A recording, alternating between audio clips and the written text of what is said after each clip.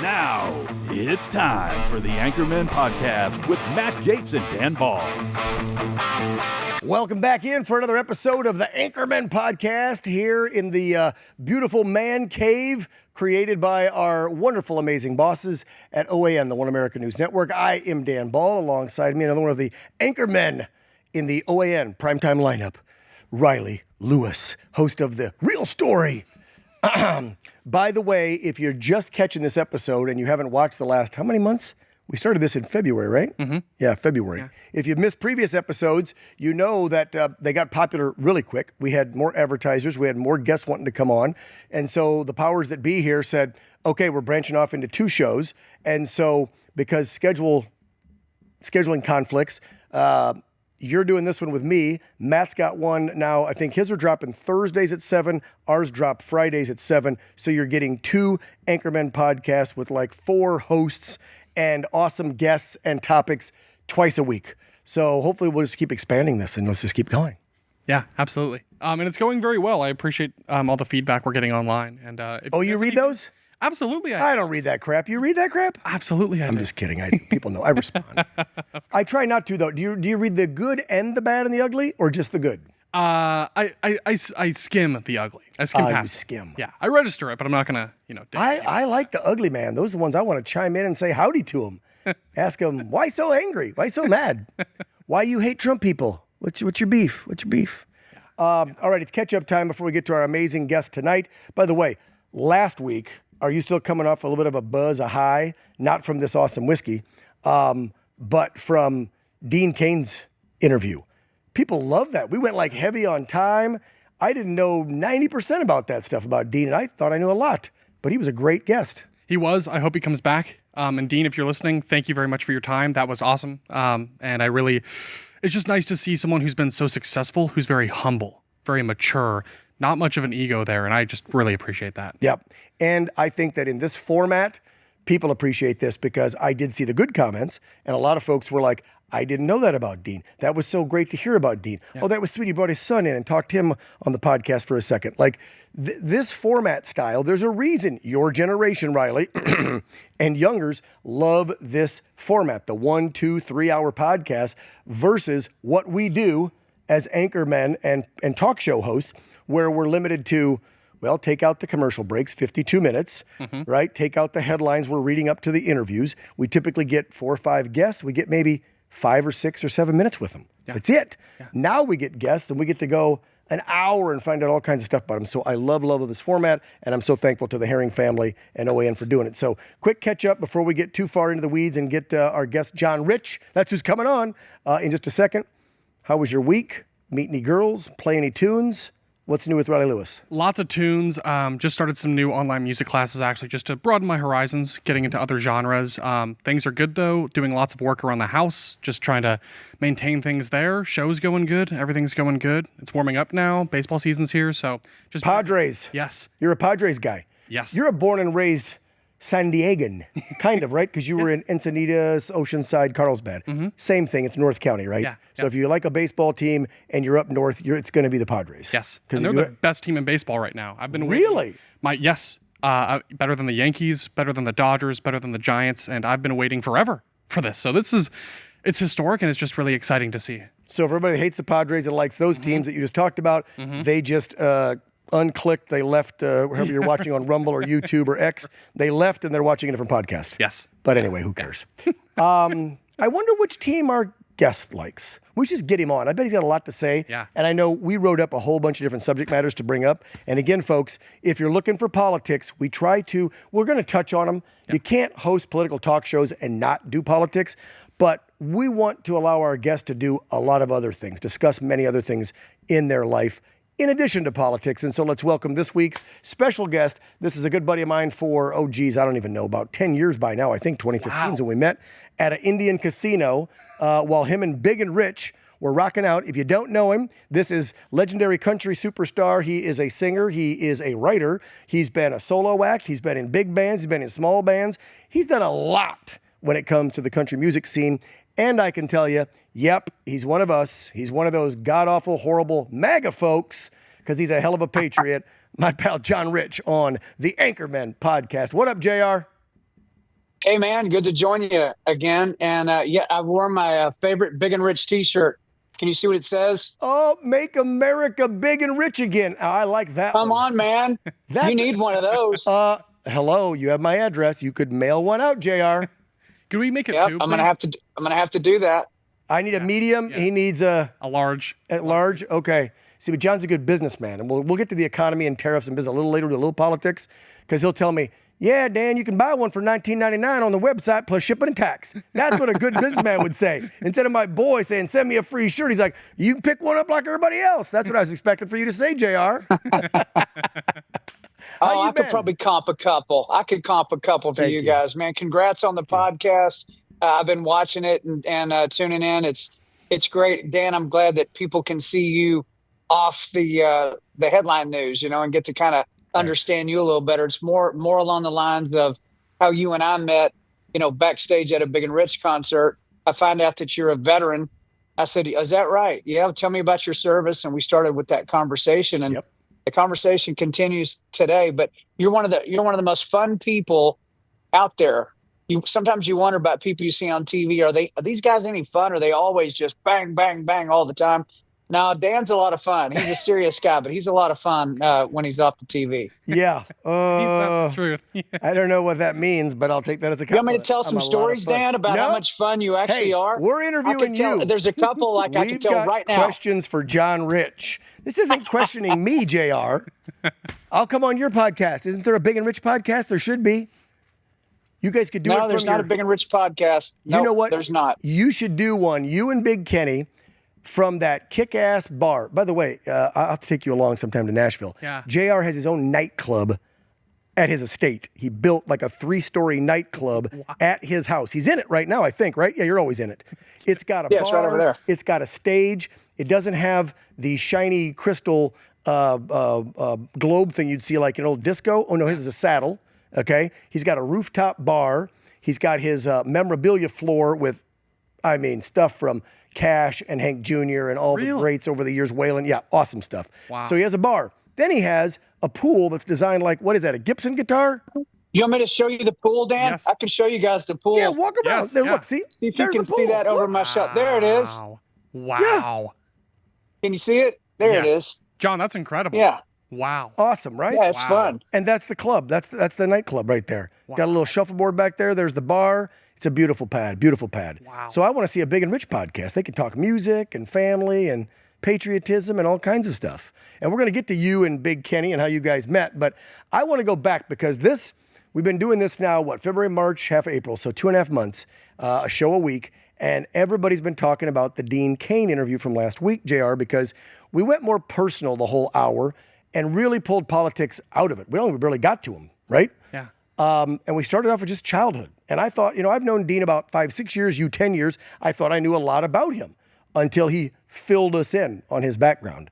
And I did not know, like the dad was a Navy pilot and left him, and the new dad was this and raised him and that. And I didn't know any of that stuff. Yeah. So it was very eye-opening. JR, Riley is a music nut, way more than me. This guy probably has tons of music questions, but I want you to fill our viewers in first and give them background about the guy behind the hat, the guy that grew up in, I think you pronounce it this way, I'm not a Texan, but the guy that grew up in Amarillo for you white folk. Amarillo. If you're from Texas. Amarillo. Yeah, Amarillo. Yeah. Amarillo in that double wide with the preacher dad and busting your ass. And then let's go from there. So give them some background about John Rich and where you came from. Yeah, so that's the panhandle of Texas. If you look at Texas, that's at the very top. It's as flat as a board. You can see 15 to 20 miles in every direction. No trees. The wind blows on a calm day around 30 miles an hour. It's known as Tornado Alley. Yep. So it smells like cows, which I don't mind the smell of cows. Pigs and chickens, I've got a problem with that. I've actually slopped hogs and hog barns back in Texas when I was a teenager. But it's what you would probably call the Wild West end of Texas. I mean, it is the people there are tough. The people there are outside all the time. I mean, the old men they ain't even that old. Like some guy might be 55 and you might think he's 70. They got lines in their face deep enough you could plant tomatoes in them. I mean, they don't come inside the house unless it's to go to sleep. They work cattle all day. They work farms and fields all day.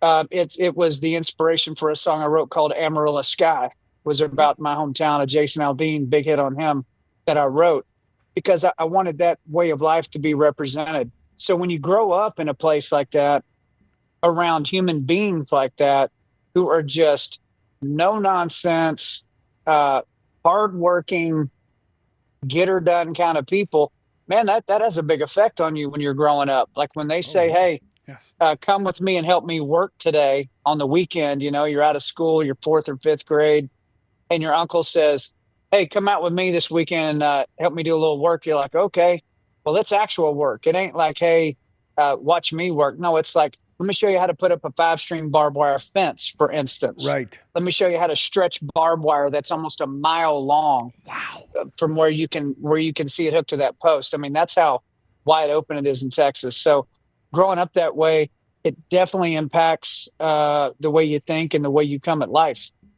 So wait a minute, JR, you're saying that if you would have grown up, like let's say with 2 tree huggers on an organic llama farm near Berkeley, you'd be different? Honestly, I might be different. Maybe. I mean, sometimes I've wondered that. I think you can blame how you look at things on your surroundings while you're a kid, while you're growing up.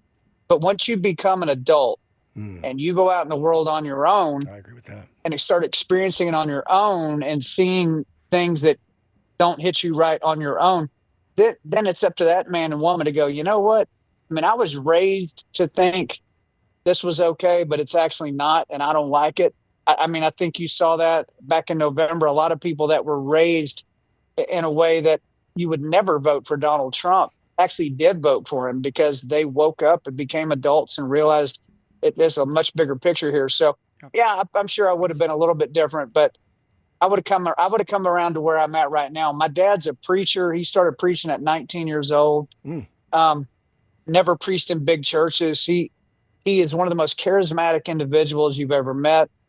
But his message, when he comes in, I mean, he comes in like a hammer. I mean, he comes in for the kill shot with those messages. So that really didn't lend itself very well to Sunday, Wednesday night, over and over and over and over, like most churches. So he went into street ministry and prison ministry. Oh, wow. And so my dad's now in his mid-70s, and he is now training people to do stuff like that. He'll sit with what would you call it? Outside the church ministries, however you want to put that, from guys that are running ministries on military bases to guys that are still in the street, guys that are working in prisons.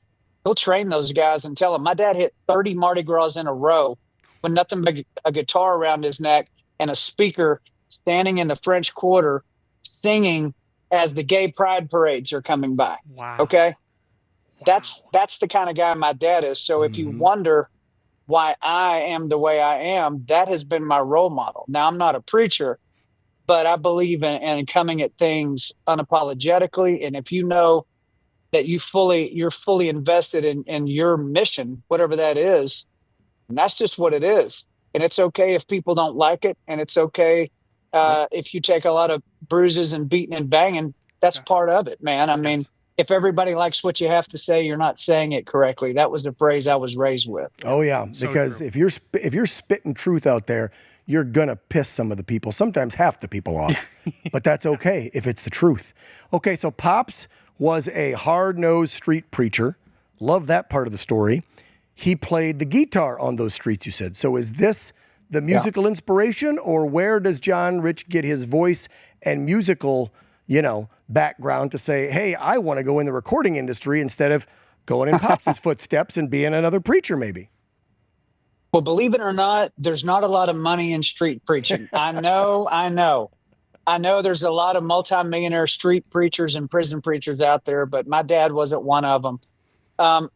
Because there was no money really in what he was doing.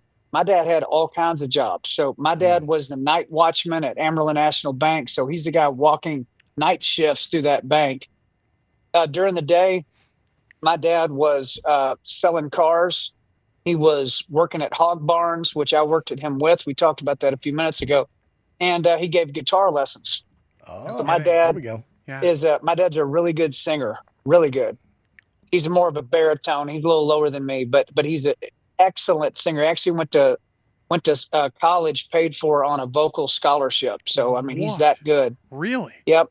And plays guitar. So he would give lessons at the local music store there in Amarillo. It was called Tolzien Music. I'll never forget it. Tolzien. And one night, my dad's walking out of the house at 5 or 6 o'clock to go give guitar lessons, and I'm about 5 years old. And he looks down at me and he goes, "You want to go with me to the music store?" And I looked up. I said, "Yeah, I want to go there." He goes, "All right, come on, hop in the car."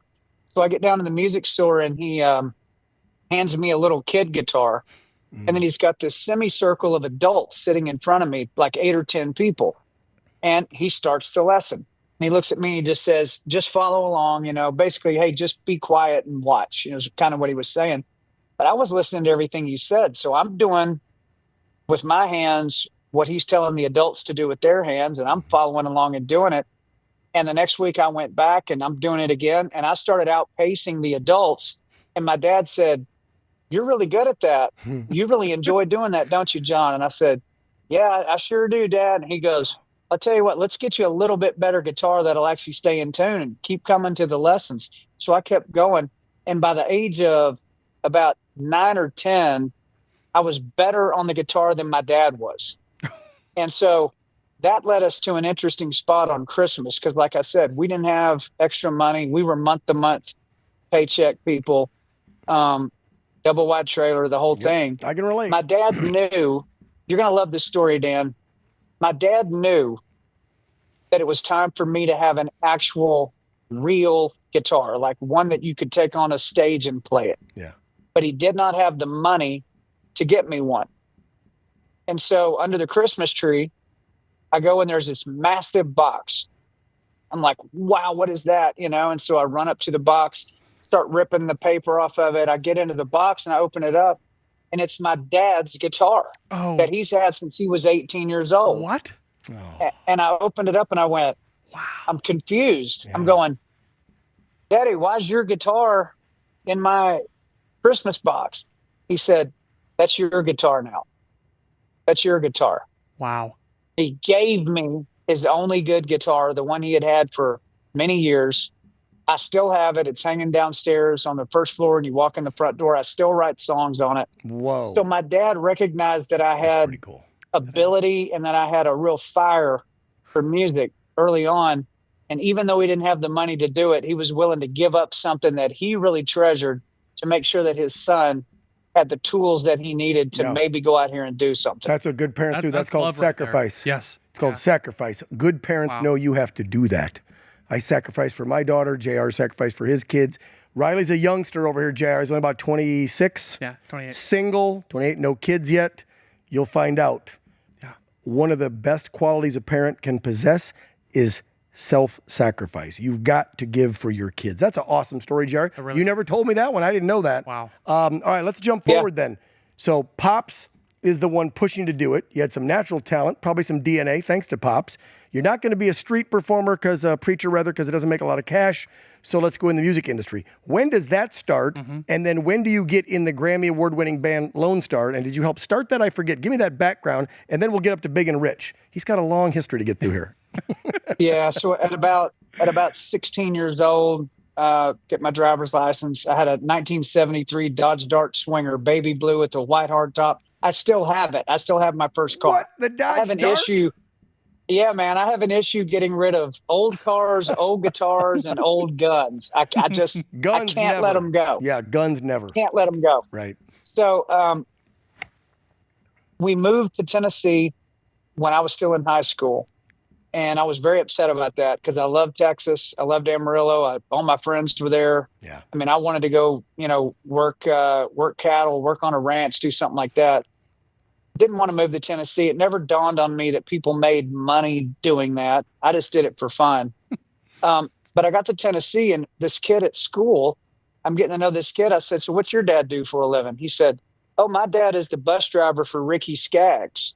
Now, Ricky Skaggs. I'm one of the biggest Ricky Skaggs fans you will ever meet. The first cassette I ever bought with my own money was a Ricky Skaggs record. It was Just a Country Boy at Heart. That song. Yes. Okay, so I bought that with my allowance money. So I meet this kid. My dad drives a bus for Ricky Skaggs. And I thought, Ricky Skaggs rides around on a bus? I'm thinking like a school bus. I mean, that's how far removed I was from any of this. He said, "No, man, a tour bus, like a big fancy $1 million tour bus. My dad drives his bus." And it dawned on me that all these heroes, musical heroes that I had grown up listening to, lived within spitting distance of where I was now living in Tennessee. And I went, wow, man, the Grand Ole Opry's here. All these heroes of mine are here. And so I started entering talent contests in Nashville. I would drive into Nashville, go to honky tonks where you got to be 21 to get in. And I met the lady who was running them. Her name was Judy Martin.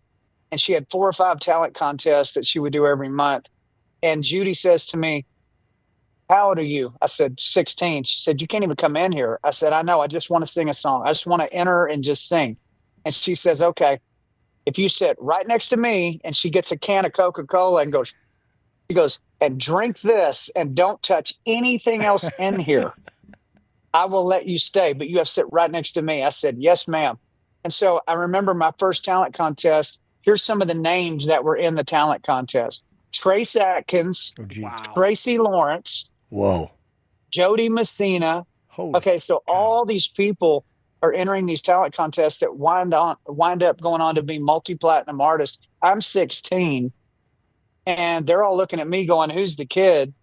But I'm doing pretty good. I'm holding my own with these guys. I didn't win, but I'm holding my own. And that's when I realized how high the bar was set. I mean, when you hear Trace Atkins back in his mid to late 20s singing a country song, singing Merle Haggard, you're like, "Oh yeah, I can't do that." I mean, I cannot do that. It made me want to go work harder. So I kept up with that audition process, and I wound up landing a job at Opryland USA, which was a big giant theme park, country music theme park in Nashville. And I worked there the summer of my senior year, which is where I met the guys who started the band Lone Star. Wow. Whoa. Wow. Is that back in about, I'm going to guess here, 1992, 1993? 92. Yeah. 92. Yep. Because you graduated a year before I did. Jared and I are about the same age, a couple months apart. No kidding. Yep. All right. So yes, but you're older. Obviously, clearly, you're older, Dan. Clearly. Celebrities. Just take one look at us, guys. I mean, it's obvious. You can tell. Such egos with these celebrities. I swear. They can't age. They never age, do they? Look at him. He never ages. People in the comments below, drop your opinion on that. Actually, I want to do a poll of the audience on that one. Who looks younger, Riley, Dan, or John? Riley.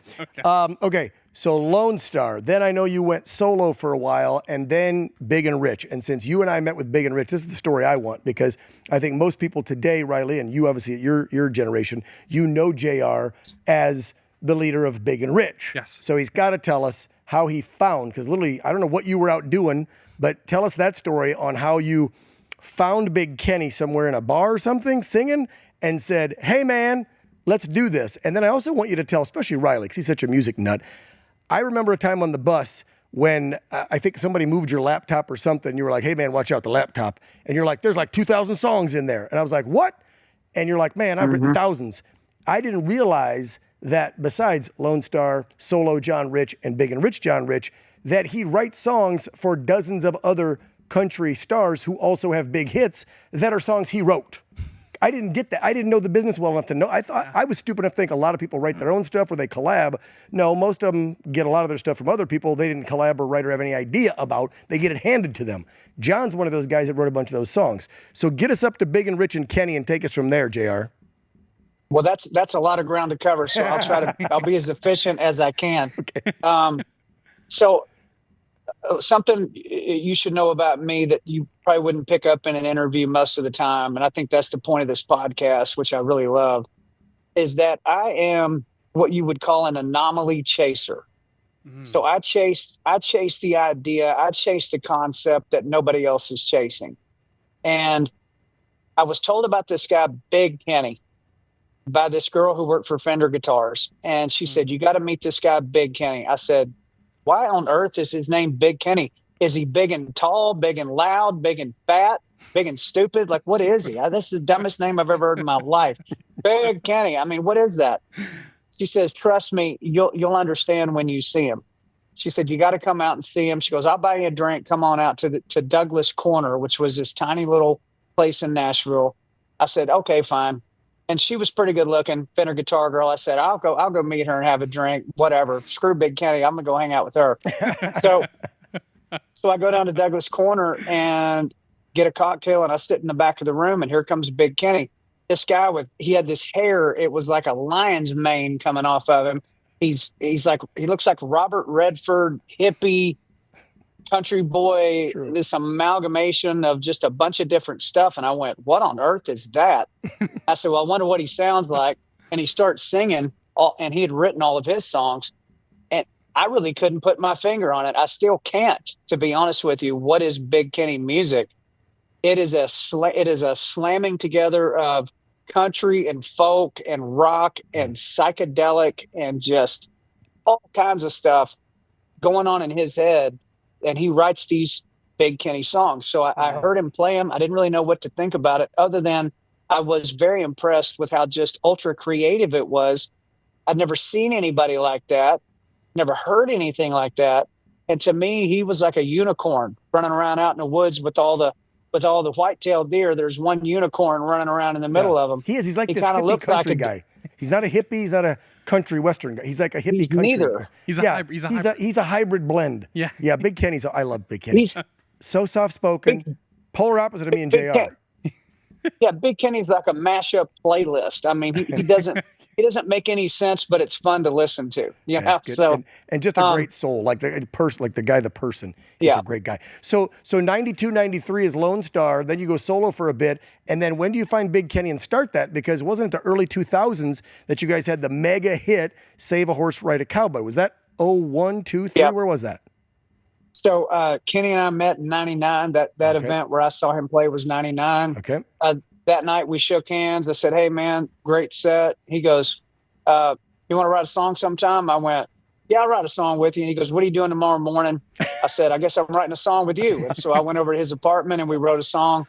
The next day we wrote another one and another one and another one and another one. Really? That turned into a jam that we called the Music Mafia, which was a bunch of unsigned artists that were all anomalies. Everybody was kind of just off the radar in Nashville. It was Gretchen Wilson. She was a bartender at the time. Cowboy Troy, he was working at a Foot Locker in Dallas, Texas. Big Kenny, myself, a guy named James Otto, who went on to have the most played song of '08. He's all this insane talent. That led to people referring to me and Kenny as Big and Rich. It was like a joke. Okay. Like we would show up somewhere and they'd say, oh, look, it's Big and Rich. Ha, ha, ha. Now it makes, see, now I thought for some reason you came up with the title, but people were calling you guys that because of Big Kenny and John Rich. Wow. Here comes Big and Rich. They're here again.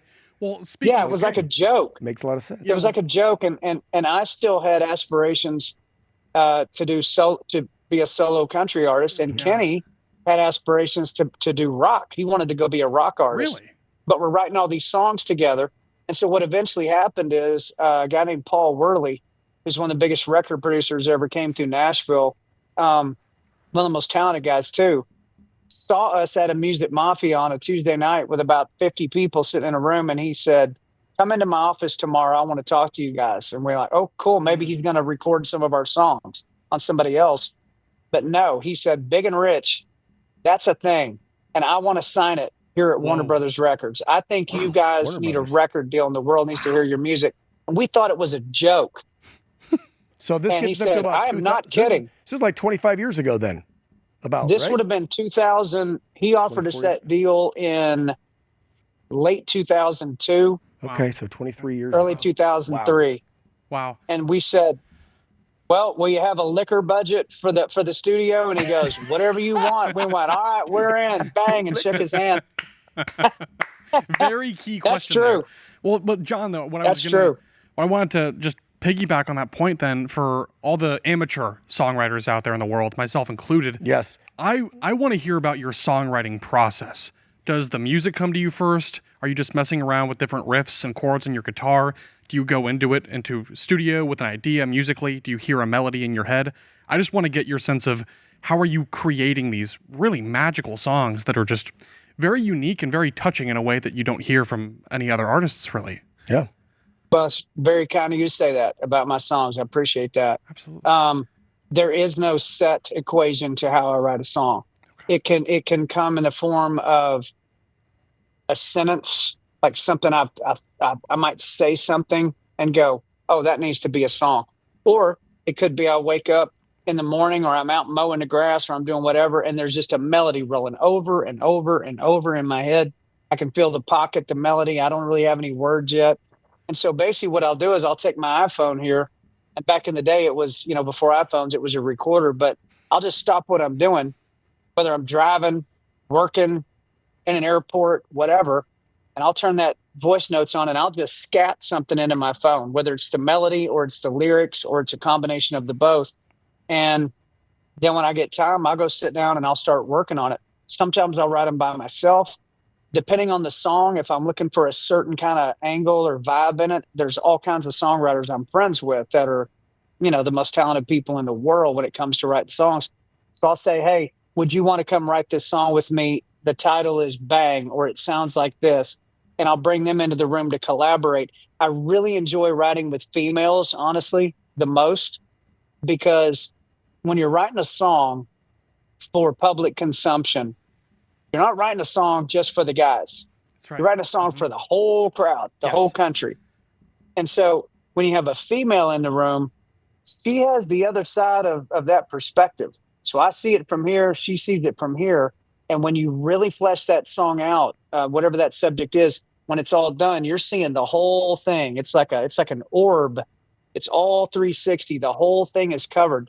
And I have deployed that tactic a lot in my songwriting career to bring in people, especially females, to get their perspective on what I'm saying, so that song can be as widely appealing as possible. So there is a formula, but there isn't a formula, because sometimes, like you said, and I know I've been there with him, or I've talked with him when he's got a new song. We wanted to feature him on the talk show the last 5 years, and he'll tell me, oh, hey, I got this new one. Can I come on and talk about it? It's about this, my faith, or this one about patriotism, because something hit him that day, and then I wrote it in a weekend, or I wrote it. So, and you know that. You're an artist. I'm not. I don't get the process. I can't play an instrument. I don't write music, and so I'll never attest to know what you guys do. But I always find it absolutely amazing how y'all can put like whatever you're hearing in your head to paper with the notes, then the words, or backwards. I don't know how you do it. Maybe it's the words then the notes, or sometimes it's both, and then come up with, the 8th of November. I mean, because John's got him and Big Kenny,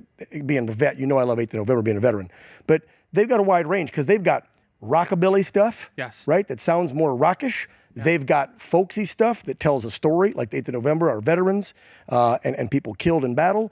They've got honky-tonk sounding stuff. They've got good classic country. They got new age rockin' country. So Big and Rich covers a big gamut. It's not just like, when you listen to Merle Haggard, love him, one of the best. Merle Haggard is Merle Haggard. Big and Rich covers a whole bunch. It's almost like, and my favorite of all time, and JR knows this, he won't get butthurt, is Hank Jr. Yeah. That's my favorite frickin' artist. I'm never changing, no matter which celebrity or which singer or songwriter I become friends with.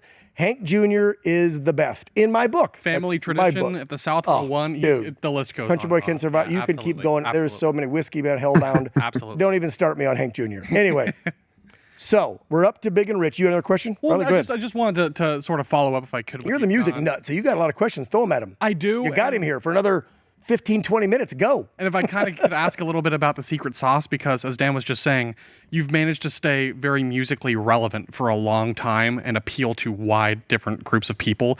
That is very impressive, and you don't see that a lot. You see fads and trends. The 80s was a response to the 70s, the 90s to the 80s. So to see people that can cross into different genres and stay relevant and at the front of the scene musically really speaks volumes. And I want to know a little bit about the secret sauce. Like, how do you do that? Because musical trends, they change. I almost forgot gospel. Changes. He did a gospel one not too long ago. So he had my buddy actor Nick Searcy in the video. They were out in front of a church. What was that one called again? John? Revelation. Revelation. Yeah. So he's done gospel. He's done, a lot of different genres. Yeah. So how about that? Is there a secret sauce, JR? Yeah, actually, there is.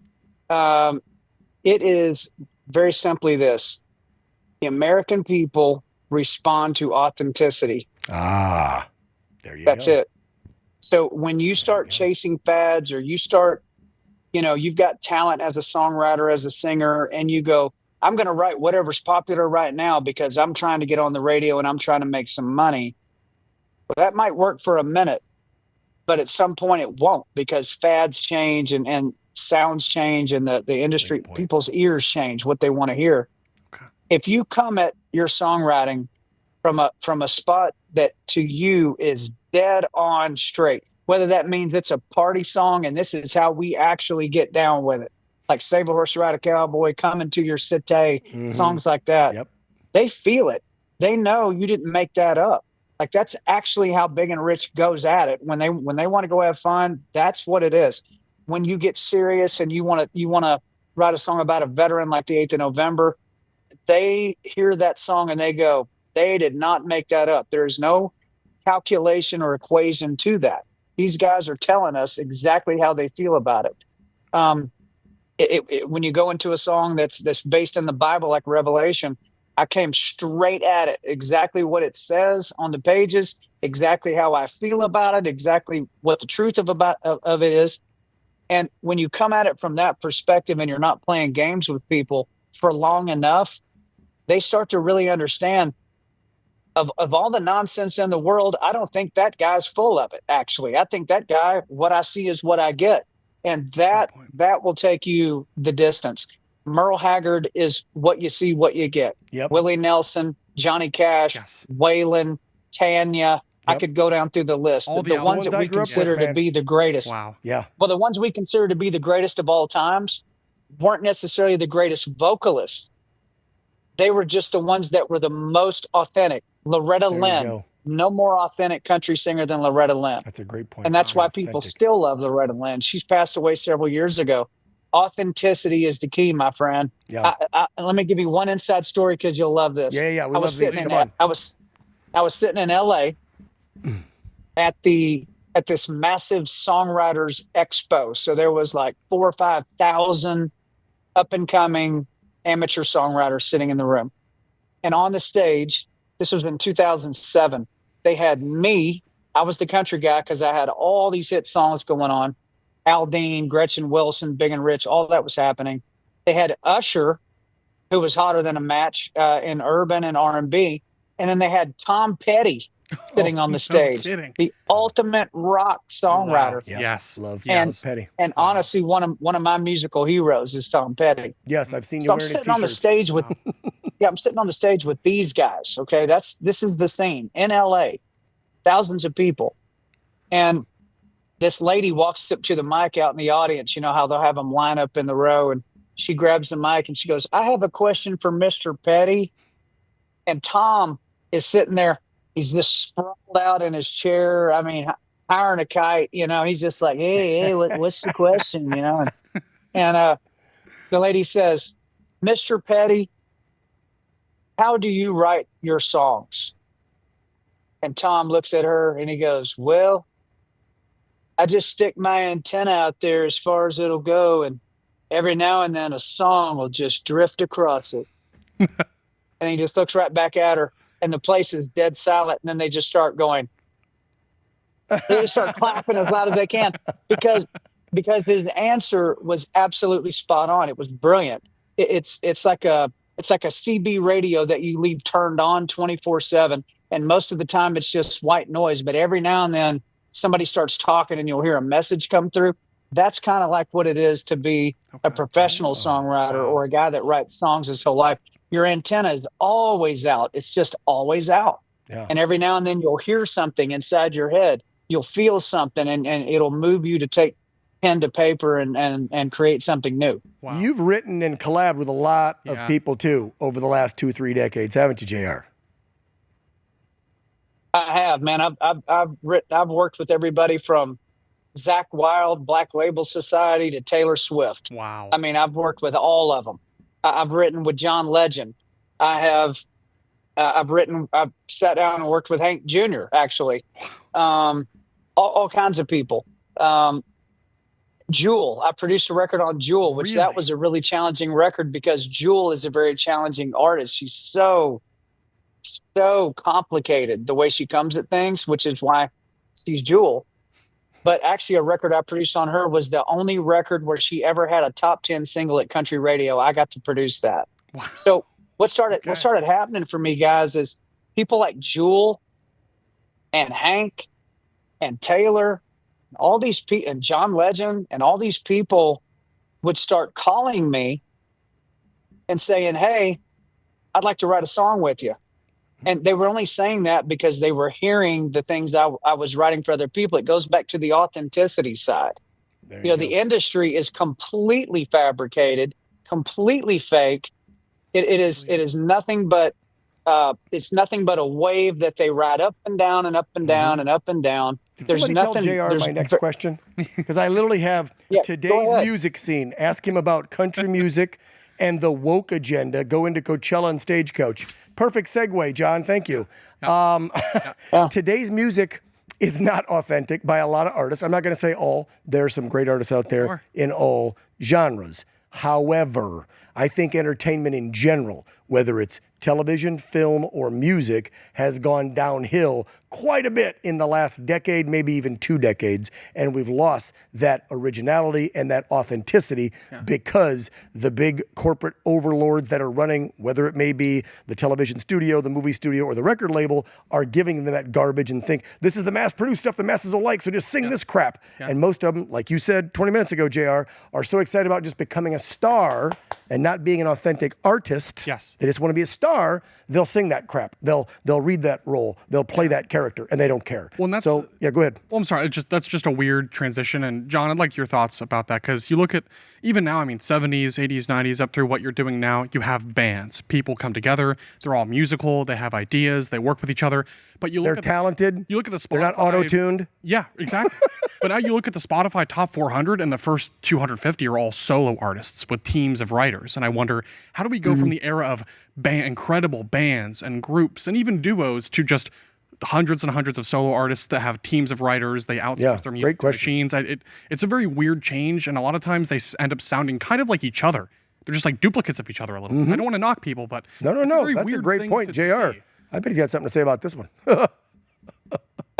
Well, so this is probably not the answer you're expecting about why you don't see bands, but I'm going to give you the real answer. When digital downloads, when music went digital, and you could now purchase one song instead of having to purchase the whole record to get the one song. So the record would be $12.99, $13.99 for 11 to 13 songs. Now you can spend 99 cents and get the one song that you heard on the radio and forget the other 12. 99 cents. Okay, let's do the math on that real quick. What percentage is 99 cents of $13.99? About 7%, somewhere in that range. The income that was coming in from record sales, let's talk about bands or any artist, but the income dropped by 93% on record sales when digital music showed up. And then to make matters even worse, streaming shows up. So now you don't even have to download the song. You just buy a streaming service and listen to it as many damn times as you want to, and you never have to pay for it. So what that did was it killed the income stream for the artists on record sales. There's no such thing as record sale income anymore. Nothing. It is zero. It means nothing. So what happened because of that? The record labels were going belly up because all the record deals were based on record sales. And so what they did is they completely remodeled the record industry, where now they get a big piece of your touring, of your T-shirts, of your merchandise, your website, your publishing, everything. Does that explain why concert tickets now are just through the roof? No, there's more to that, why the concert tickets are. That's part of the problem, but also part of the problem is all these services charging all the fees, which you just heard the other day. Trump's going to take a look at it because Kid Rock, Bob, was telling him, take a look at this crap in the White House, and he signed that EO. John, here now we got into politics. We stayed off of it for 44 minutes. I didn't get to finish, Dan. Yeah, I go didn't ahead. get Sorry, to finish. JR. Damn it! Sorry. Stop cutting me off. I mean, hey, if you want to finish my sentence, Dan, about why there are no more bands, feel free. I'll No. stop. I just wanted to get that in there because I know it was politics and I wasn't supposed to, but I did want to get that in there because I want you to You comment on always that. just want to get that in there. I know how you are. You just always want to get that in there. The reason there are no more bands is because when you kill that income stream and there's no more money being made on the actual sale of music, think about what that means. That means if you got a band with 4 or 5 people in it, how much smaller did the whole pie get? And now they're splitting the smaller pie up 4 or 5 different ways, and everybody's taking a commission and everybody's getting a piece of it. And it almost becomes a unsustainable situation monetarily for bands to go out there and actually make anything. So if you've got a really talented person that's a part of a band, they may go, you know what, I'm just going to go do this solo, because otherwise, I mean, we're going to go work our butts off and be broke. Yeah. I mean, that's how they really What look about at too, it. if you've got 4 or 5, if everybody in the band's really talented, they have an opinion, they have ideas, maybe they help collab and write stuff, and the record label's like, yeah, well, we want you to sing this, and they're like, well, that's crap, we don't want to. You're gonna have more pushback. If you have one solo artist, it's easier to convince one than it is 4 or 5. So that's probably a big part of it too, because again, goes back to corporations. So talk about the pricing though, because when Kid Rock was in the White House the other day and Trump signed that EO, a big problem with these $500 tickets for a concert for one solo artist is all of these different, how many, Vivid Seats, Ticketmaster, I'm forgetting names. There's like 4 or 5 apps. StubHub, SeatGeek. There you go. SeatGeek. There's 4. We got 4. And there's at least 2 or 3 more. So you have all these apps, and the fees, JR, are unreal. You're like, oh, it's a $285 ticket for up front. Great. You get ready to check out. It's $627. You're like, what the hell just happened? I can't go to that show. One thing about people that have families or friends, it's become, I mean, you can't spend, the average American can't drop $1,000 to take themselves and their wife and maybe a couple of kiddos. No. Concert. That's egregious. Is that one of the main reasons, or why did it also spike the last few years?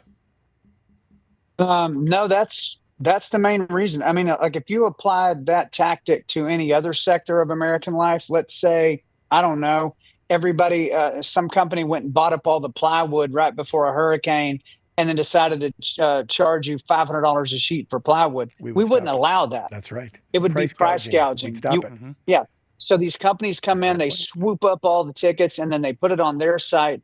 That way they can inflate the prices and then charge you all these fees and on and on. And if you want to go to the show, that's how you have to do that. If you want to go to the show, it's generally not the artist that's killing these poor fans coming to their shows. We don't want that. We want the place to be packed. We don't want a seat left in the room. We don't want to price our fans out of the chairs. So I'm glad to see that Trump did that he at least made a first move on it to put a light on that, because it's highway robbery. Yeah. You've been a fan of President Trump for a long time. Now, I will get political just for the last couple of minutes.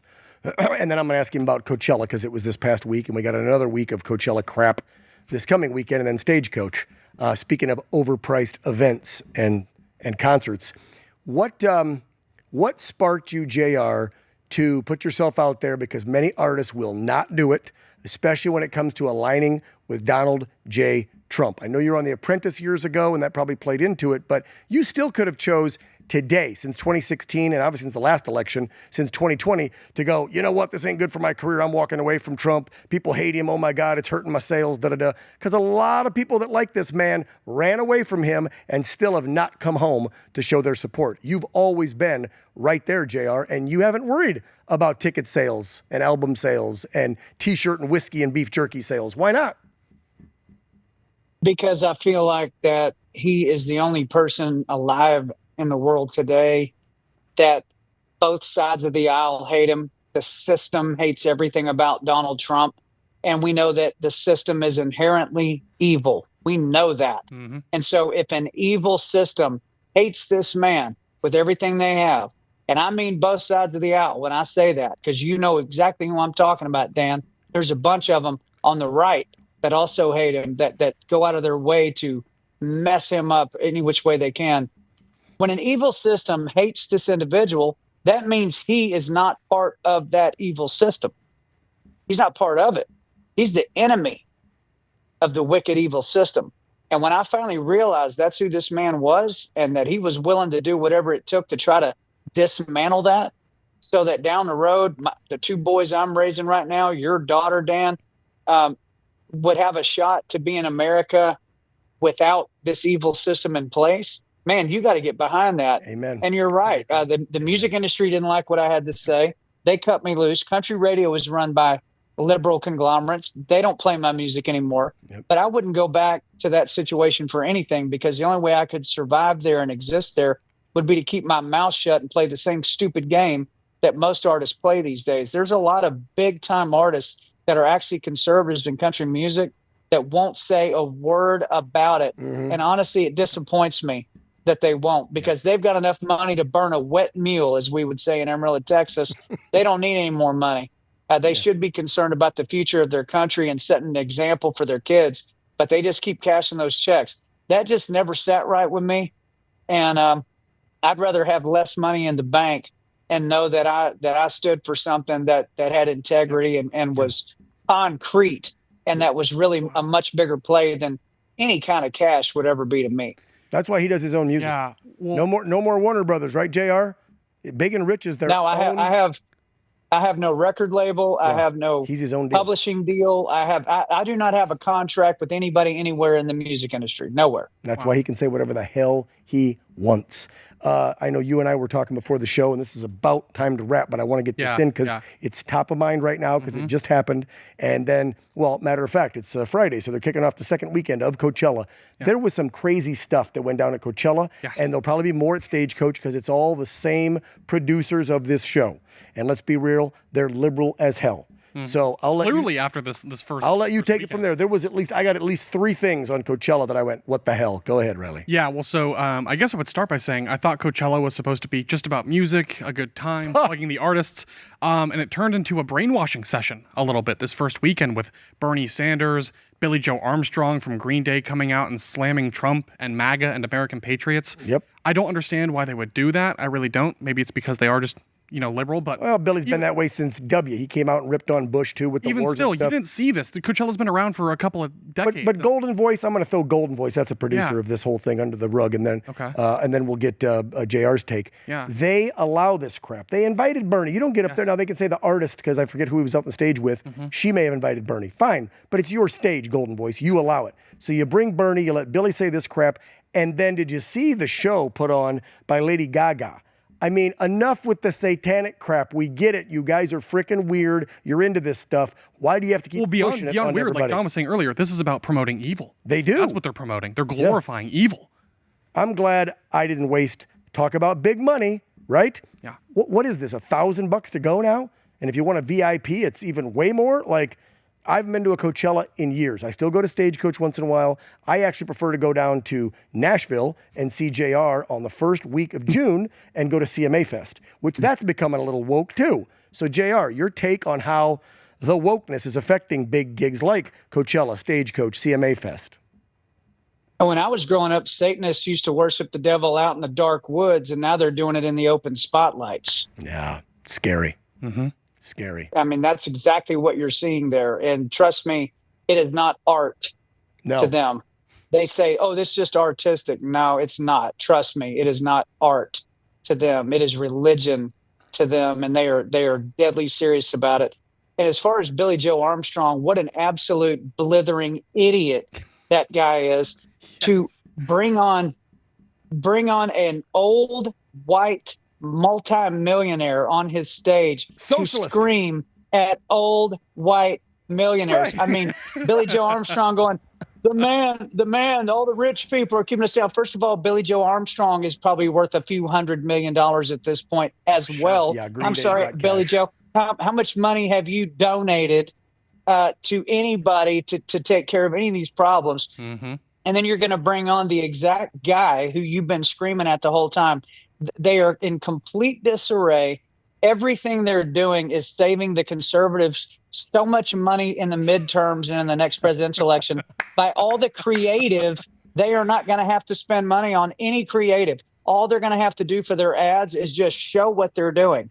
I mean, just go, And now here's what they're doing. There's a guy in El Salvador trying to drag this guy back to the United States. Oh, by the way, we just found out he's a wife beater and a child abuser on top of being part of MS-13, on top of being an illegal alien. Human trafficking. Yeah, they're going to go out of their way to drag him back to the country. Dan, this is the greatest thing that could happen. I hope they continue to triple and quadruple down on this. They are idiots. They're blithering idiots. They don't have the sense God gave a goose. They look like fools. They look like wicked, evil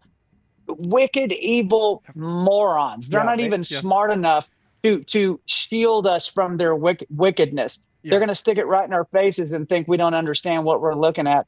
And meanwhile, they're cratering the future of their party. Thank God. Yeah, that's true. That's true. Completely. The best commercial you can do is just let a Democrat talk. Let AOC speak these days. Let, what's the crazy one from Texas? Jasmine Felicia Crockett. Let her speak. Just let them talk. I hope we have an AOC Jasmine Crockett ticket. Bernie Sanders. I would love that. Don't even put paid for by, just give 30 seconds of what they say and then be like, who you voting for 2026? Like, that's all you got to do. They're idiots.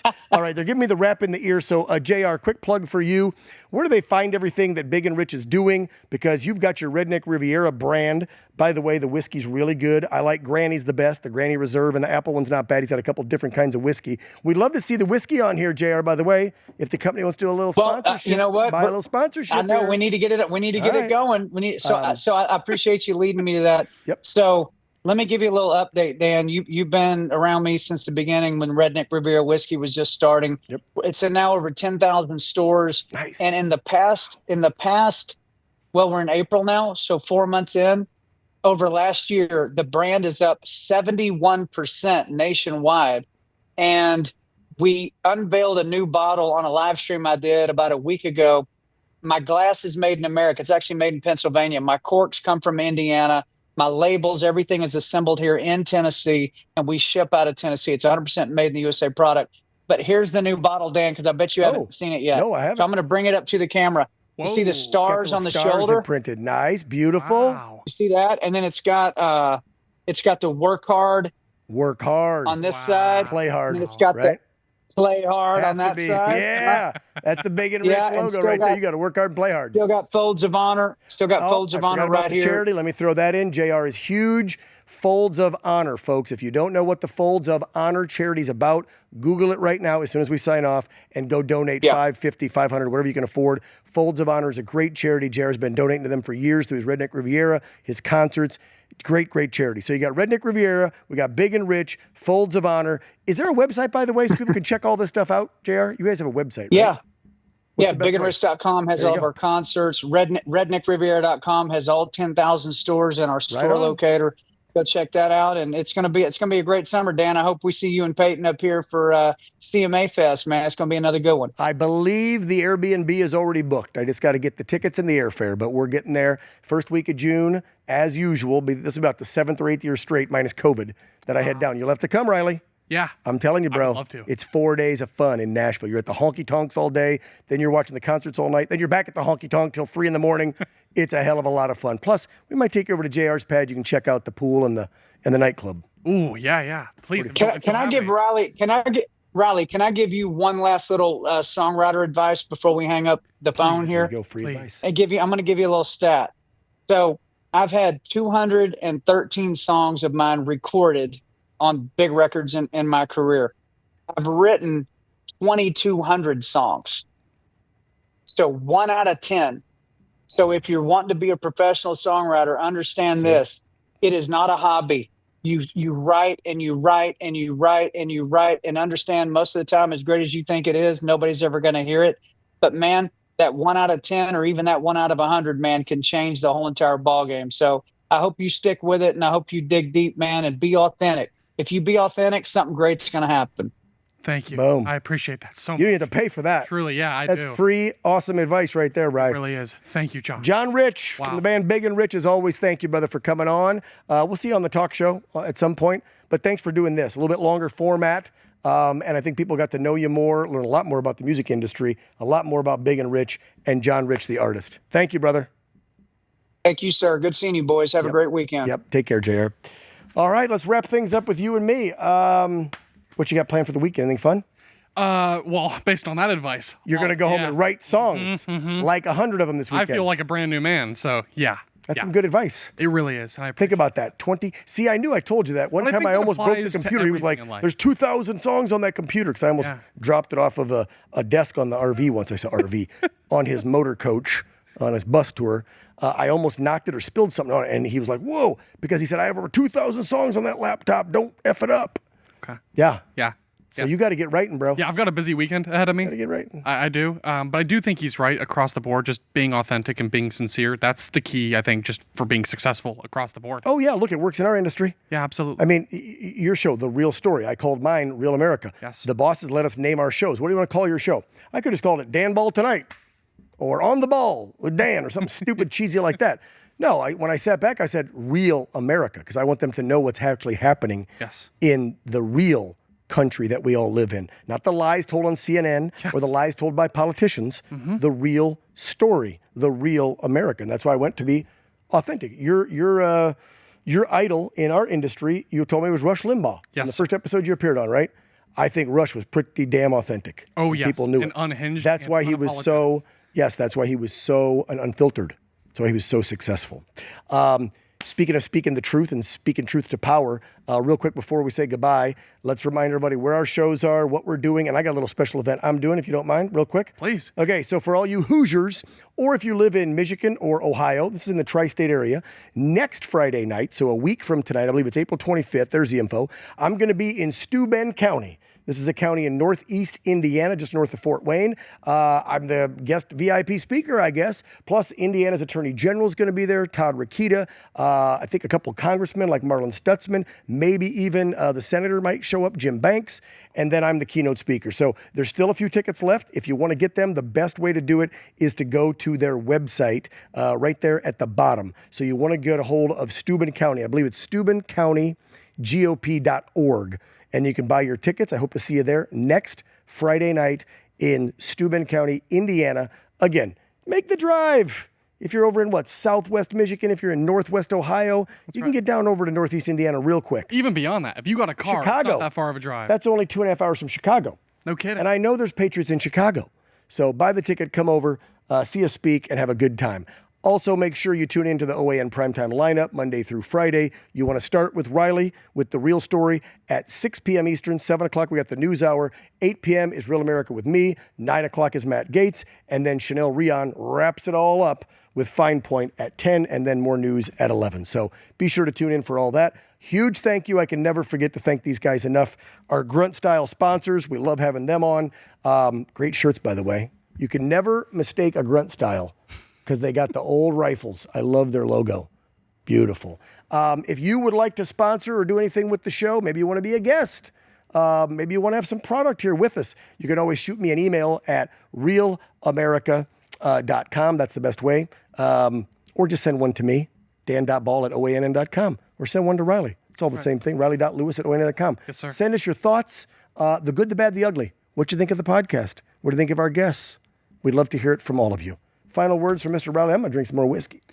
I've been battling this cold all week. Yeah, please don't be strangers out there. We want to hear from you. I think we both do this in part just because we love people. And we love getting to know people. And everyone here has a voice, and we want to know what you guys are thinking. We do, so we can better serve you and talk about the stories you want to hear about. Maybe there's something you're not getting from the legacy media, and that's where we can come in and fill in the gaps and give you the truth they're not giving you. So if you have story ideas, guest ideas, please let us know. Yeah. We'll work on it. And this being longer format, we can go way more in depth than we can on our talk shows, where we only get 52 minutes, like I said at the beginning of this, and it's usually 5 guests, so it's 10 minutes each, but then we always have an intro that's 3 or 4 or 5. By the time you get to the guest, you get 5 minutes with them, 6 minutes. We got almost an hour or more with JR tonight. I learned so much about a guy I've known 10 years. Speaking of that, next week, it's the last thing. Congressman from Tennessee. We're in a Tennessee mood. We just had JR from Nashville. Now we're going to have, and he's, I think, outside of Knoxville, Congressman Tim Burchett from Tennessee. The congressman will come on for the whole hour next Thursday. We're going to talk a little politics, but a lot ranch life, his early years, his family, the beautiful state of Tennessee, city of Knoxville, which I think he used to be the mayor of back in the day too. No kidding. So yeah, a lot about Mr. Burchett I don't know, but he's one of my favorite congressmen. How about you? Oh, absolutely. And he's authentic himself. I love that. He's a good old boy. I love him. In D.C., there so many of these politicians just play mind games. They're only self-serving, but you can tell this is someone who's really a man of the people. And that's what we need in America. We need a lot more of that. All right, so tune in next Friday, 7 p.m. when we drop these across all OAN platforms on Rumble, YouTube, Truth, and X. Right? That's where we drop it all. We will have Congressman Tim Burchett and another hour discussion about all sorts of things. Thanks so much for tuning in to the Anchorman Podcast. I'm Dan Ball. That's Riley Lewis. God bless y'all. See you later. Want to see more great videos like this? Click on the link below to subscribe to OAN Live and watch Dan Ball's Real America and The Matt Gaetz Show on Dish Channel 212. Tune in, subscribe, and watch today.